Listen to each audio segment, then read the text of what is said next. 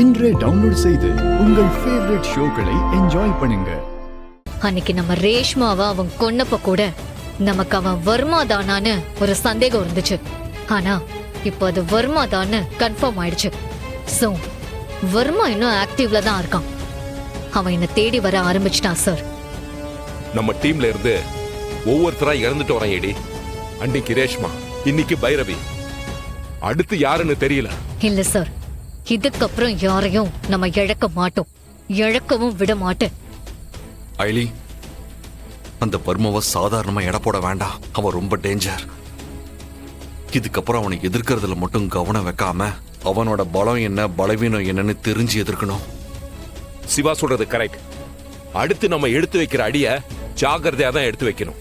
நாளைக்கு கபிலன் ஃபாரின் போறதா சொல்லிட்டு அந்த லாட்ஜ்ல தங்க போறான் சார்.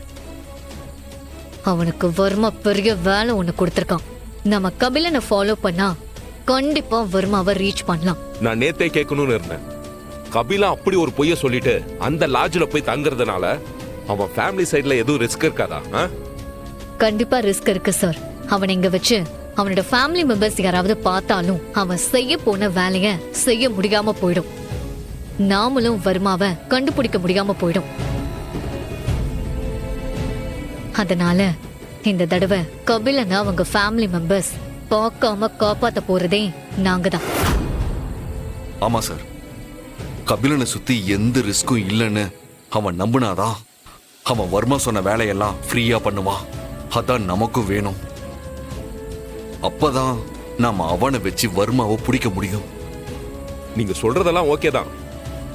ஆனா நீங்க கபிலனை ஃபாலோ பண்றது தெரிஞ்சா எல்லாமே கொலாப்ஸ் ஆயிடுமே.